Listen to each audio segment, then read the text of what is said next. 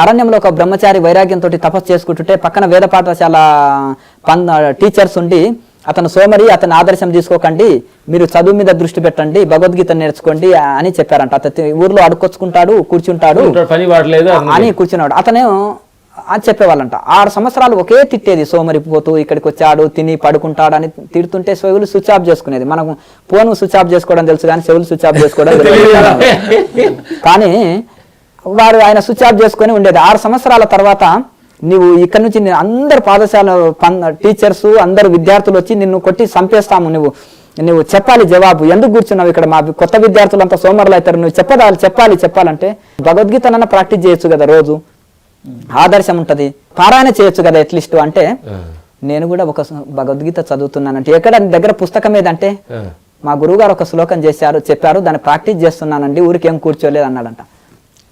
ఒక్క శ్లోకాన్ని 6 సంవత్సరాలు ప్రాక్టీస్ చేస్తున్నావా? ఇంకా ఎంత టైం పడుతుంది అంటే ఇంకొక 6 సంవత్సరాలు పట్టొచ్చండి అన్నారు. మా విద్యార్థులు, ఇంత చిన్న విద్యార్థులు 701 శ్లోకాన్ని ఇలా చదువుతారు, మళ్ళీ రివర్స్ లో చదువుతారు. ఏమి ఆ శ్లోకాన్ని ఏడ్చిపెట్టు నాయన, అదేదో ఏడువు అని అన్నారంట. వివిక్త సేవి లగ్వాసి యదవాక్కాయ మానస ధ్యానయోగ పరో నిత్యం వైరాగ్యం సముపాశ్రిత అన్నాడు. అంటే ఇంత శ్లోకానికి నీకు ఇంత టైం పట్టిందా అంటే, అవునండి నేను దీన్ని ఆచరిస్తున్నా అన్నాడు ఈ శ్లోకాన్ని. వివిక్త సేవి లగ్వాసి అంటే ఏకాంతంలో, ఎవరు లేని ప్రదేశంలో, జనాలంటే ఇష్టం ఉండదు ఇంకా అతనికి, ఏకాంతంలో కూర్చున్నాను. లగ్వాసి అంటే మితాహారంగా భోజనం, అంటే భిక్షకి వెళ్తున్నా, 10 మంది తిట్టి పెడతారు, 10 ఇండ్లకి ఎందుకు అని ఒక ఇంటితోటే ఇంతే తీసుకొని వచ్చేసి ఇంత భోజనం చేసి కూర్చుంటున్నా, కొంచెమే భోజనం చేస్తున్నాను పక్క ఊళ్ళోకి వెళ్ళి భిక్షకి వెళ్ళి. అయితే యదవాక్కాయ మానస అంటే నేను వాక్కుని మౌనమే ఉన్నా కాబట్టి 6 సంవత్సరాల నుంచి వాక్కుని కంట్రోల్లో పెట్టుకున్నాను. అట్లాగే మానస మనసుని కూడా నేను నిగ్రహించే ఉన్నాను కొంత, ఎందుకంటే మనసు నిగ్రహం లేకపోతే ఇక్కడ 6 సంవత్సరాలు కూర్చోలేను కదా. ఆమ్దం దాగిన వాడిని కదలకుండా కూర్చో అంటే డబ్బా తీసుకో అంటుంది, లోట తీసుకో అంటుంది.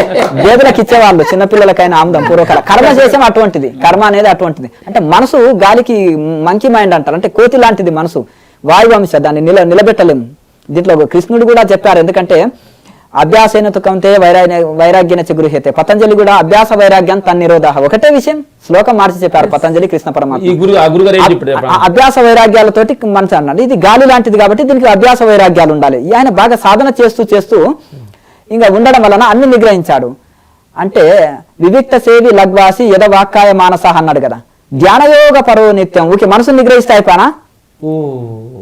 ధ్యానయోగ పరో నిత్యం, ధ్యానయోగాన్ని నిరంతరం జీవిస్తున్నాను. ధ్యానయోగ పరో నిత్యం, నిరంతరం ధ్యానమే చేస్తున్నాడంట. ఒక భిక్షకే నడిచిపోతాడు, ఈ లోపల జర కొంచెం శరీరానికి ఎక్సర్సైజ్ అవుతుంది, భిక్ష తెచ్చుకుంటాడు, కూర్చుంటాడు, మళ్ళీ వచ్చి కూర్చోవడమే, లఘుగా తీసుకుంటాడు, కొంచెం తీసుకొని చెట్టు నీడ ఉంది కదా, నిరంతరం ధ్యానయోగం చేస్తాడు.